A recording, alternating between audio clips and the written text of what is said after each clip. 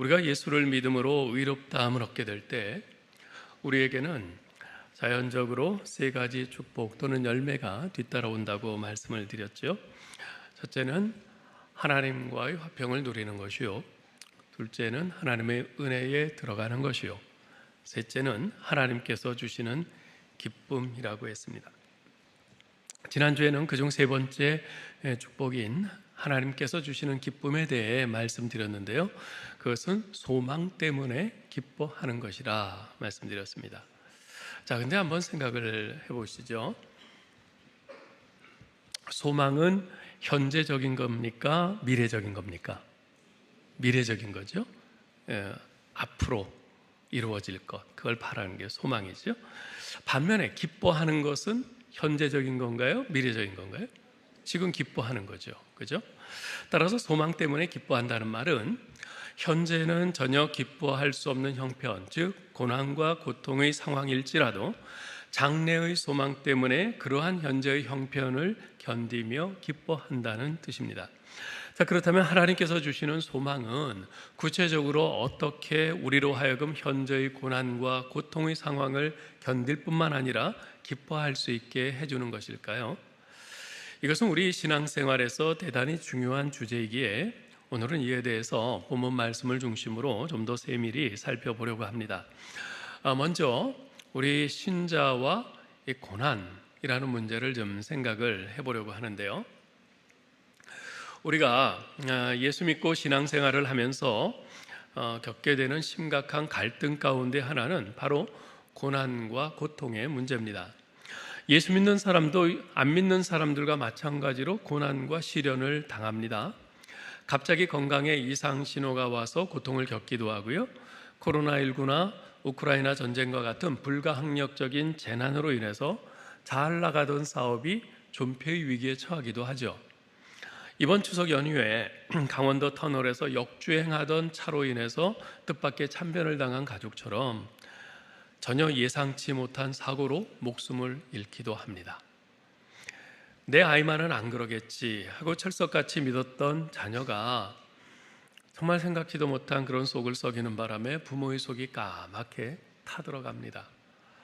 신앙생활도 나름 착실히 하는 가운데 하나님께 열심히 기도하면서 노력하고 애쓰는데도 일이나 진로가 잘 풀리지 않고 답답한 경우도 있습니다.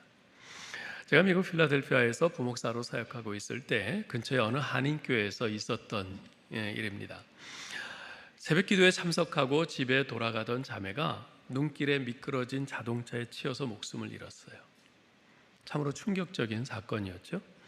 그 하나의 사건을 놓고 사람들은 서로 다른 두 개의 시각에서 말들을 했습니다. 하나는 새벽 기도 왔다 가는 자기 백성도 보호하지 못하는 하나님을 믿어서 뭐해? 하는 냉소적인 그런 부정적인 시각이었어요. 다른 하나는 왜 이런 일이 일어났는지 우리는 이해할 수 없지만 하나님의 선하심과 그분의 뜻을 믿어야 해 하고 받아들이려는 긍정적인 시각이었죠.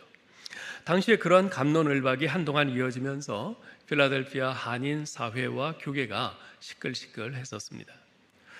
그건 이래서 그런 거야 라고 아주 속 시원한 답을 말하기가 쉽지 않은 문제입니다.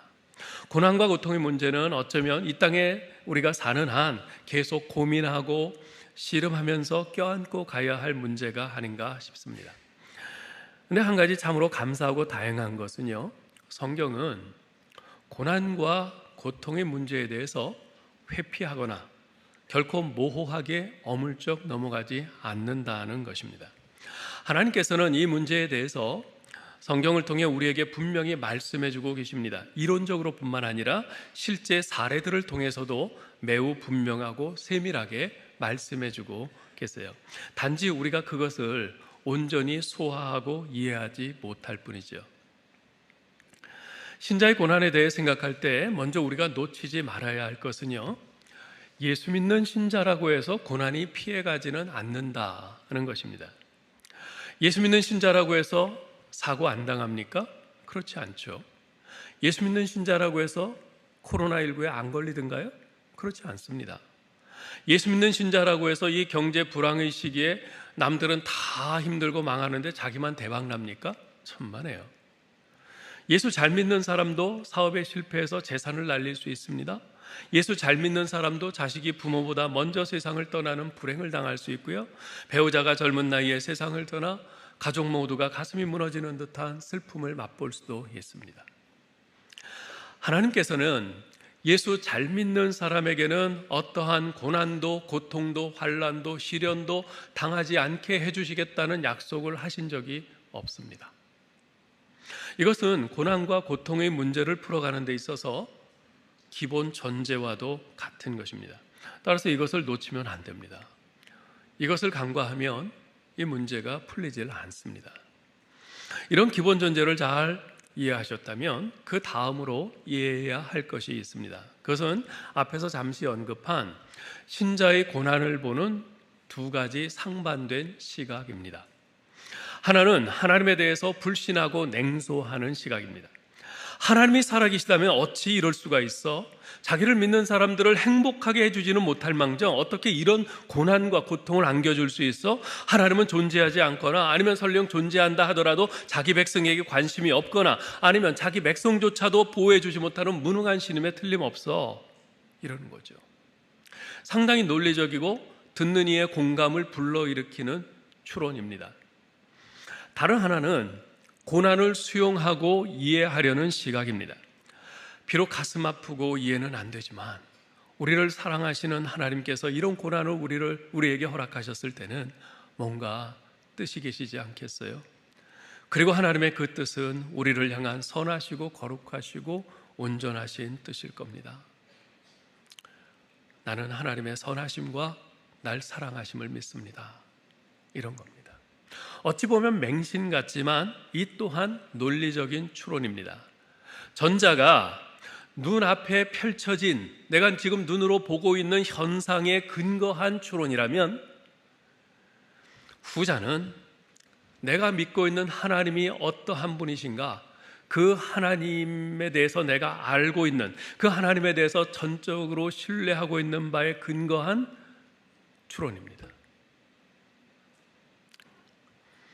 사실 고난과 고통의 문제는요, 대단히 복잡하고 방대한 주제여서 설교 한 편이나 간단한 논문 하나로 대답할 수 있는 성질의 것이 아닙니다.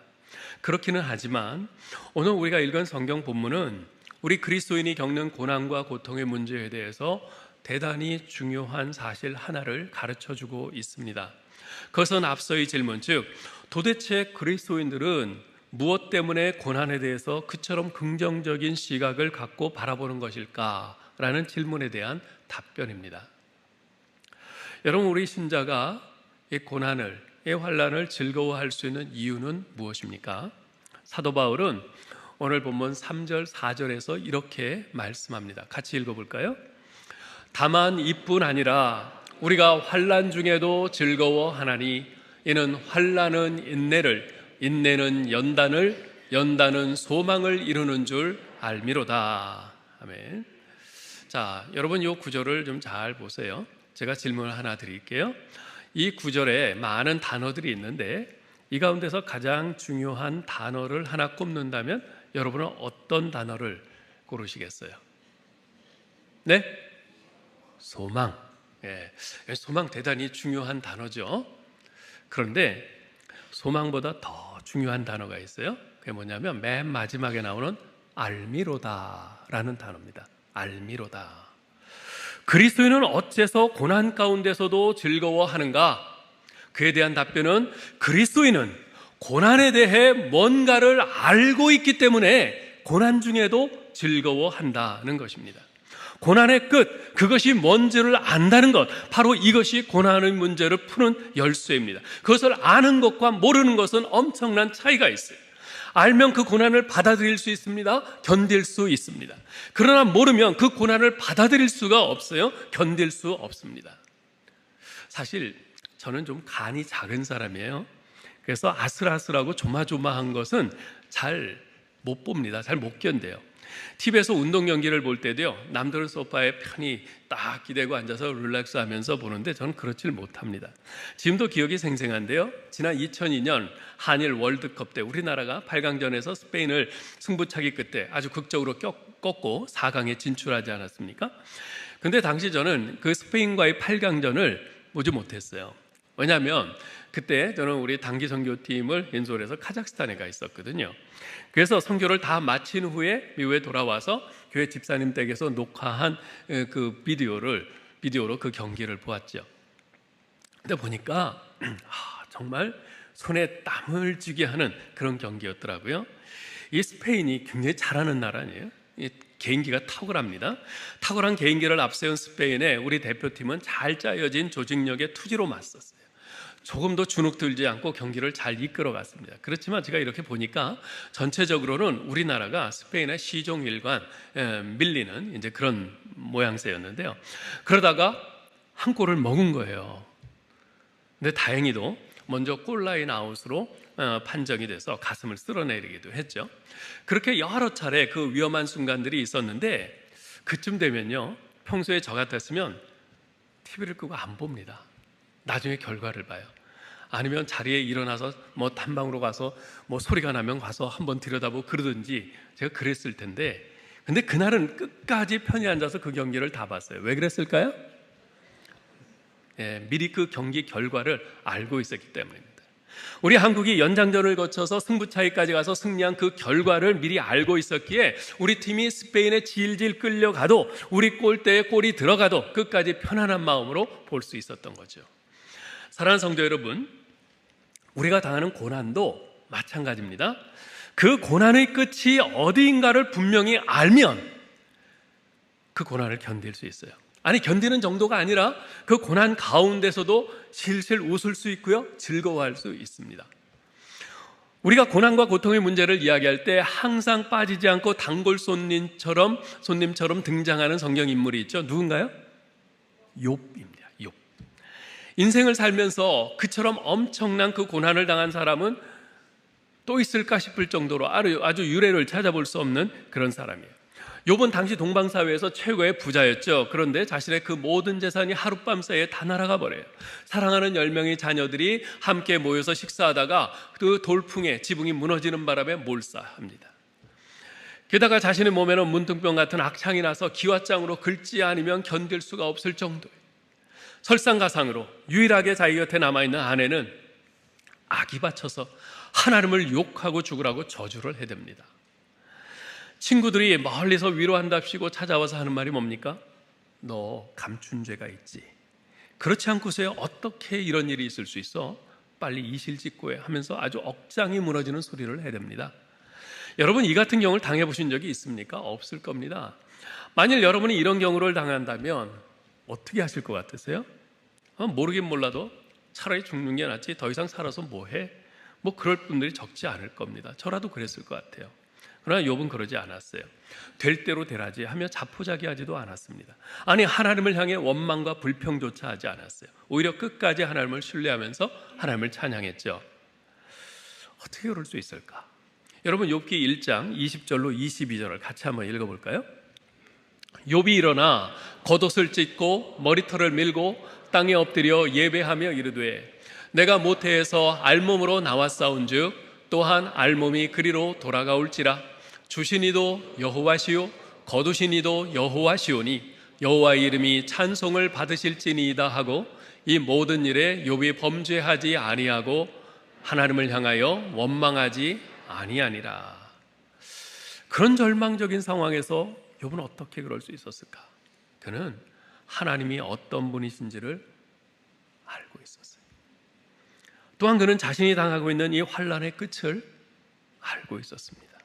23장 10절에서 욥은 이렇게 말합니다. 읽어보죠. 나의 가는 길을 오직 그가 아시나니 그가 나를 단련하신 후에는 내가 정금같이 나오리라. 지금 자신이 당하는 환난은 하나님께서 자신을 단련하시는 과정이며 그로 인해 결국 자신은 정금같이 될 것임을 그는 알고 있었습니다. 계속해서 그는 19장 25절 26절에서도 이렇게 말합니다. 읽습니다. 내가 알기에는 나의 구속자가 살아계시니 후일에 그가 땅 위에 서실 것이라. 나의 이 가죽 이것이 썩은 후에 내가 육체 밖에서 하나님을 보리라. 무슨 말입니까? 욥은 자신의 구속자가 살아계시고 그분이 이 땅에서 고난을 당하는 자신의 곁에 함께 서실 것이며, 또한 자신이 이렇게 고난을 당하다 죽는다 해도 그것이 끝이 아니요 그 후에 부활할 것이며, 그때 자신이 부활하여 하나님 앞에 설 것이다, 바로 이 사실을 알았습니다. 이처럼 욥은 자신이 당하는 그 환난의 끝을 믿음의 눈으로 보았어요. 그 최종 목적지가 어디인지, 무엇인지를 분명히 알았습니다. 그래서 견딜 수 있었습니다. 만약 그 환난의 최종 목적지를 알지 못했다면 아무리 욥 아니라 욥의 할아버지라 해도 그 환난을 견딜 수 없었을 겁니다. 오히려 하나님을 저주하며 스스로 인생을 포기하고 말았겠죠. 고난의 끝, 최종 목적지가 어디인지를 분명히 알아야 견딜 수 있고 그 가운데서도 즐거워할 수 있습니다. 자, 그렇다면 우리가 인생을 살면서 경험하는 이 고난의 끝, 이 환난의 최종 목적지는 어디입니까?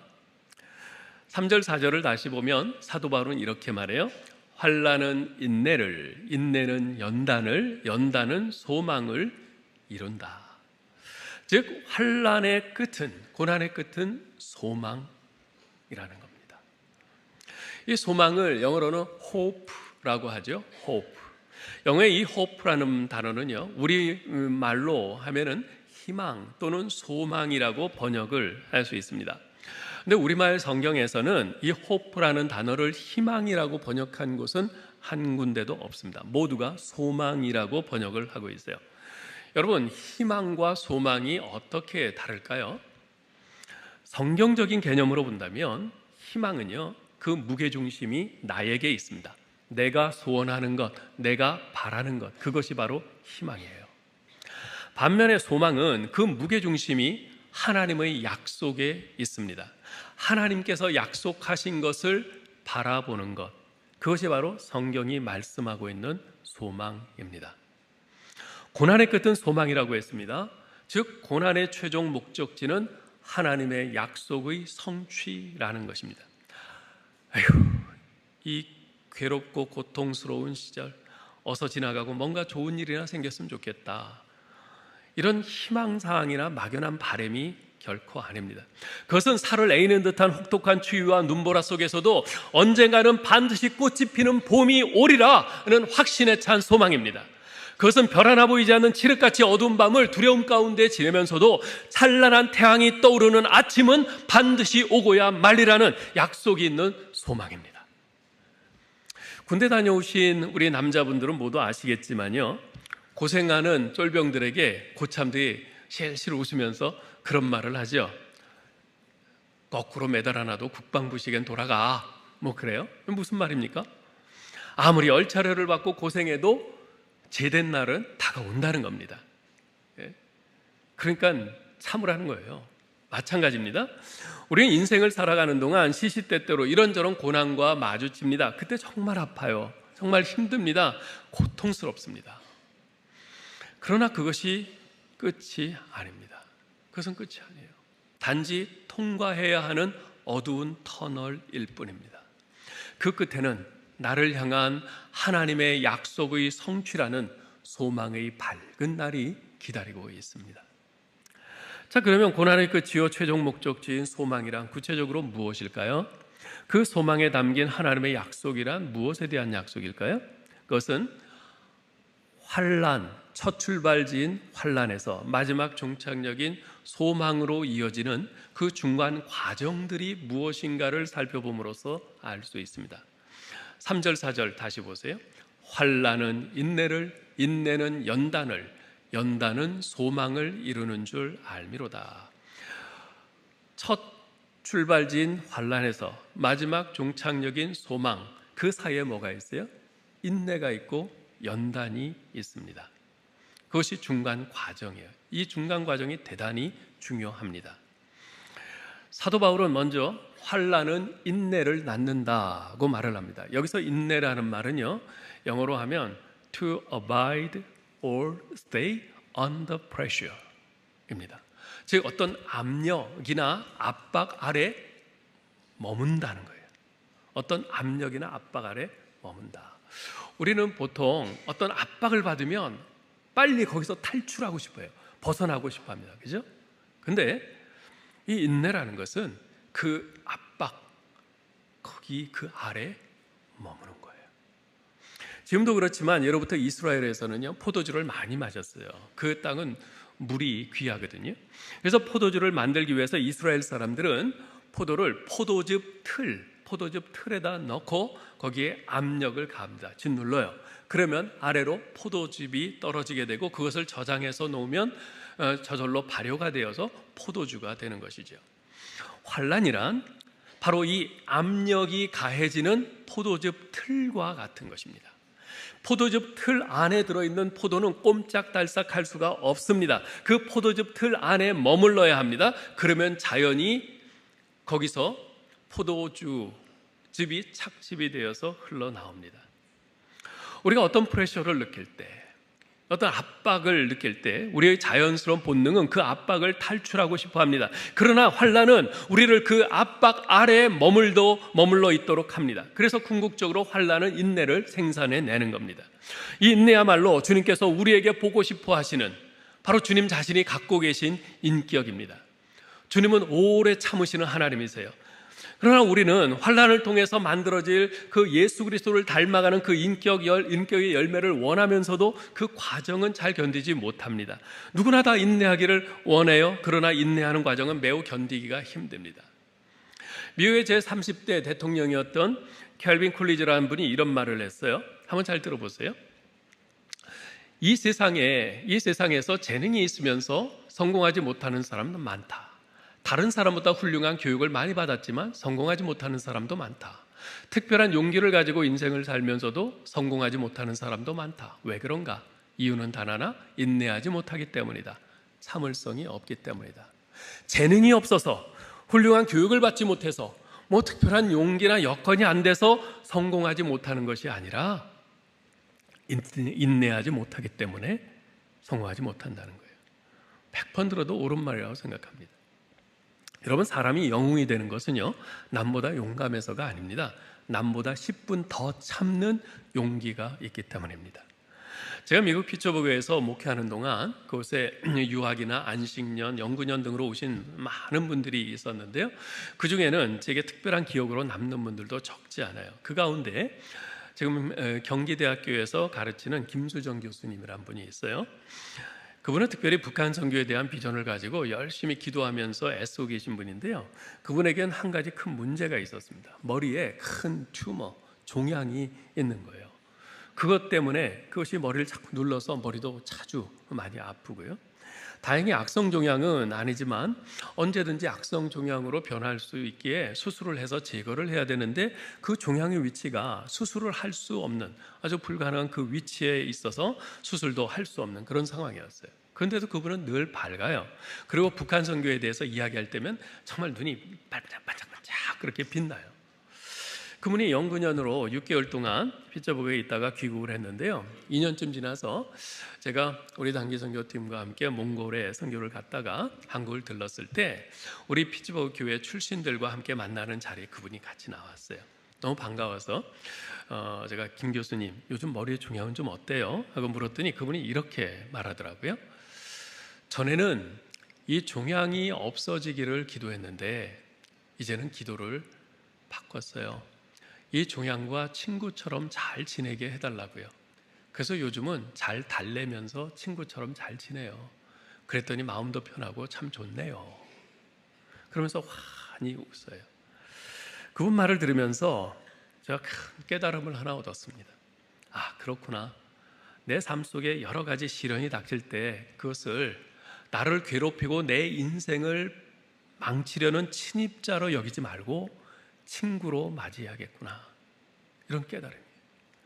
왜냐하면 하나님의 자녀된 내 삶을 주관하고 다스리시는 분이 하나님이신데 독생자를 십자가에 내어주실 정도로 나를 사랑하시는 그분께서 내 삶에 고난을 주셨다면 그것은 나를 괴롭게 하고 내 인생을 망치려는 침입자가 아니라 나를 유익하게 하는 친구일 것이기 때문이죠. 그것이 논리적으로 맞는 것 아니겠어요? 같은 맥락에서 박윤선 목사님도 로마서 주석에서 이렇게 쓰셨더라고요. 인내는 인간을 인간답게 만드는 귀한 힘이고 환난은 인내를 생산하는 고마운 어미이다. 환난은 우리에게 보배로운 인내를 낳아줌으로써 결국 우리의 인생에 있어서 승리에 이르게 하는 돌다리이다.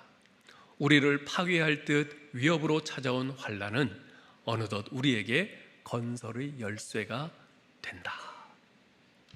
정말 얼마나 가슴에 꽉 와닿는 말씀인지 몰라요. 그러므로 사랑하는 성도 여러분, 어느 날 갑자기 불청객처럼 찾아온 이 고난과 마주치게 되면 기분 좋게 참으시기 바랍니다. 물론 고난을 기분 좋게 참는다는 것은 말처럼 그렇게 쉬운 일은 아니죠. 그러나 그렇게 하셔야 돼요. 그렇게 해야 되는 두 가지 이유가 있는데요. 하나는 이미 말씀드린 대로 고난은 하나님께서 나를 유익하게 하기 위해서 보내신 친구이기 때문이고요. 둘째는 그 고난을 내가 기분 좋게 참고 견디든 아니면 불평과 짜증과 원망을 하면서 견디든 어쨌건 그 고난은 하나님께서 정하신 그 시간의 분량이 다 차야지만 내게서 떠날 것이기 때문에 그렇습니다. 내가 조바심 내고 짜증내고 원망하고 그런다고 해서 그 불평이 더 빨리 떠나는 것 아니에요. 오히려 내 마음만 더 괴로운 것이죠. 그러니 이왕이면 그 고난의 끝에 있을 약속의 소망을 붙들고 기분 좋게 참고 견디는 것이 더 좋지 않겠어요? 그럴 때 그 유익도 극대화될 것이고요. 한편 사도 바울은 두 번째로 인내는 연단을 낳는다라고 이렇게 말합니다. 이것이 영어 성경에서는 endurance produces character라고 이렇게 표현이 되어 있어요. 캐릭터, 이 연단을 캐릭터라고 이렇게 번역을 했어요. 캐릭터, 인격, 성격, 성품 이런 뜻이죠. 우리가 보통 생각하는 연단의 그 이미지와는 좀 달라요. 보통 연단은 막 단련시키는 거 아니겠어요? 우리는 그걸 보통 연단이라고 하는데, 물론 성경에서 연단이라는 단어를 쓸 때 이제 그와 같은 뜻으로 쓴 것도 여러 군데 있어요. 그런데 이 로마서 5장 4절에서의 연단은 단어가 좀 다릅니다. 여기서 말하는 연단은 그야말로 캐릭터예요. 이것은 어떤 의미냐면 금속을 불로 재련함으로써 불순물이 제거된 상태예요. 이것을 인격체인 우리에게 적용한다면 불순물이 제거된 성품 또는 시험에 합격되어 검증된 인격이라고 할 수 있습니다. 포도즙 틀에 갇혀서 짓눌리는 고통을 잘 견딜 때 포도는 향기롭고 맛있는 포도주가 되어서 나옵니다. 온갖 불순물이 섞여있는 금광석이 1600도 신화되는 뜨거운 용광로 안에서의 고통을 견딜 때 그 불순물이 제거된 순도 100%의 정금이 돼서 나오죠. 조개가 자기 안에 들어와서 살 속에 박힌 그 모래 알갱이를 그 고통을 참고 견디면서 자기가 호르몬을 분비해서 감싸고 또 감싸고 또 감싸고 또 감싸고 그렇게 계속 씨름할 때 결국 자신을 고통스럽게 한 그 모래 알갱이가 영롱하게 빛나는 진주가 되지 않습니까? 마찬가지입니다. 하나님께서 우리 인생에 허락하신 이 고난을 인내하면서 잘 견딜 때 이제까지 주변의 상황과 여건에 따라서 쉽게 요동치고 흔들렸던 불안정한 우리의 인격이 어떤 상황과 여건 속에서도 쉽게 흔들리지 않는 안정된 인격으로, 그런 성품으로 빚어집니다. 곧 예수님의 인격과 성품을 닮아가게 되는 것이죠. 이렇게 볼 때 환난의 끝이요 최종 목적지가 무엇인지 분명히 알게 됩니다. 그것은 예수 그리스도의 인격, 성품을 닮아가는 것입니다. 사도 바울은 에베소서 4장에서 이렇게 말씀해요. 읽어볼까요? 우리가 다 하나님의 아들을 믿는 것과 아는 일에 하나가 되어 온전한 사람을 이루어 그리스도의 장성한 분량이 충만한 데까지 이르리니 15절 있습니다. 오직 사랑 안에서 참된 것을 하여 범사에 그에게까지 자랄지라. 그는 머리니 곧 그리스도라. 사랑하는 성도 여러분, 하나님께서 자녀된 내게 가장 관심을 기울이시는 것은 내가 이 땅에서 얼마나 행복하게 사느냐, 내가 얼마나 많은 걸 누리며 사느냐, 그것이 아닙니다. 하나님이 내게 관심을 기울이시는 것은 내가 얼마만큼 주님을 닮느냐, 바로 이것입니다. 즉 하나님께서는 우리가 하나님의 닮은 꼴, 예수님의 닮은 꼴이 되기를 원하십니다. 그래서 성경 곳곳에서 계속 하시는 말씀이 그거잖아요. 내가 온전한 것처럼 너희도 온전하라. 내가 거룩하니 너희도 거룩하라. 내가 자비한 것처럼 너희도 자비하라. 그래서 하나님께서 예수 믿고 구원받는 우리를 뭐라고 부르세요? 내 아들이라, 내 딸이라, 내 자녀라, 그렇게 부르시잖아요. 여러분, 자녀가 뭡니까? 부모와 닮은 존재가 자녀죠. 그래서 하나님 아버지의 관심은요, 언제나 자녀인 우리가 얼마나 하나님 아버지를 닮느냐에 있어요. 근데 여러분, 그거 아세요? 잡초는요, 일부러 돌보고 가꾸지 않아도 잘 자랍니다. 저절로 자라요.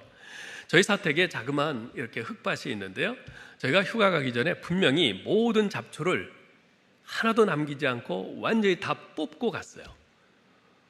그런데 돌아와서 보니까 몇 주 만에 또다시 잡초가 무성하게 자라있는 거예요. 누가 와서 잡초 씨를 뿌리지는 않았겠죠? 그죠? 이 더운 땡볕에 누가 그런 수고를 하겠어요? 마찬가지입니다, 여러분. 마귀는 가만히 있어도 우리가 닮을 수 있어요.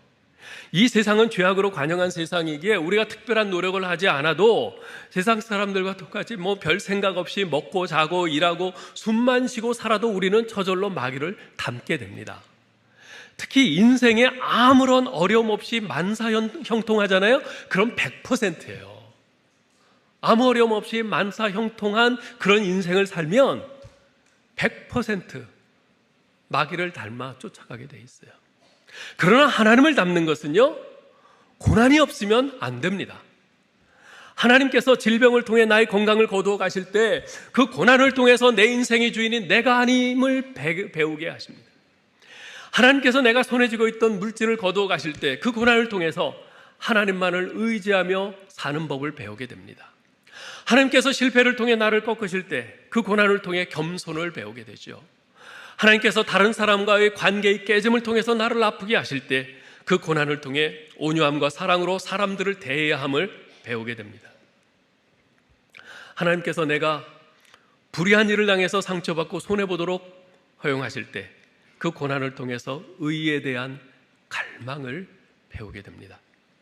그리고 하나님께서 나로 하여금 통과하게 하시는 그 고난의 터널을 통해 다른 사람의 고통을 헤아리며 보듬어주는 긍휼을 배우게 됩니다. 이처럼 하나님께서는 고난 가운데서의 인내를 통해서 우리의 인격과 성품이 점점 다듬어져 주님을 닮아가게 하십니다. 우리는 우리의 상황이 어떻게 변할지에 관심이 있지만 하나님께서는 우리가 어떻게 변할지에 관심이 있으십니다.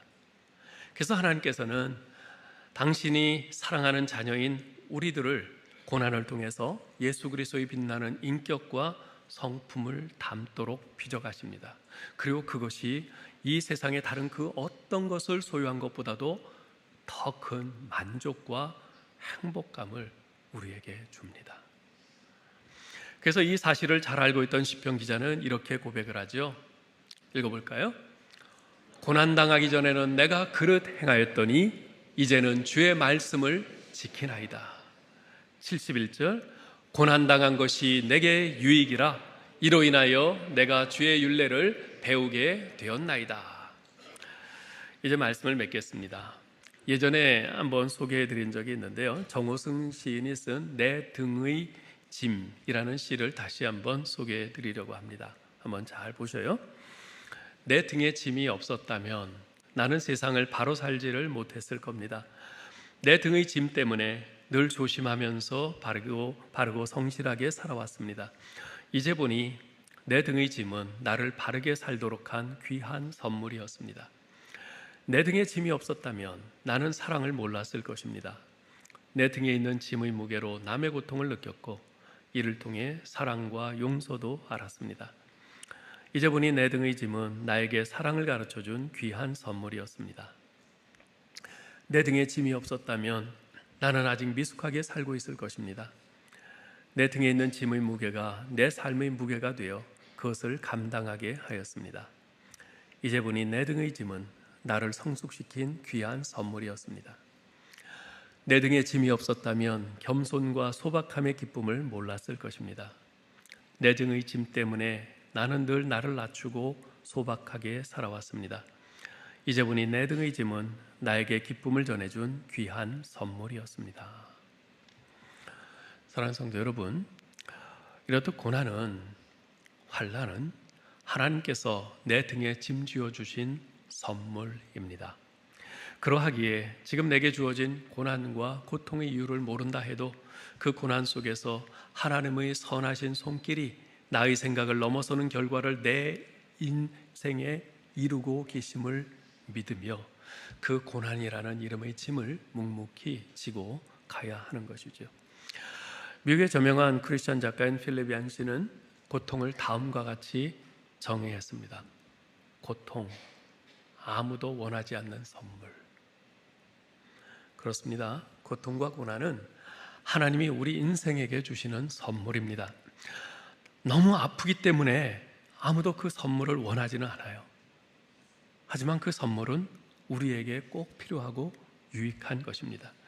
왜냐하면 그 고난 가운데서 인내함으로써 결국 우리를 예수 그리스도를 닮는 온전한 인격으로 빚어가게 하시기 때문입니다. 그렇게 하여 나를 향한 하나님의 약속을 성취하시는 것이죠. 아무쪼록 오늘 말씀을 마음에 잘 담으셔서 여러분의 인생길에서 고난과 맞닥뜨리게 될 때 이 고난을 통해 주님의 인격과 성품을 닮아가게 해주실 줄 믿습니다 라고 고백하며 기쁨으로 인내하는 저와 여러분 될 수 있기를 주님의 이름으로 축원합니다. 하나님 은혜를 감사합니다. 하나님, 우리 인생의 영원한 숙제인 이 고난과 이 고통의 문제에 대해서 저희에게 말씀을 통해서 또 가르쳐 주시고 깨닫게 하시니 감사합니다.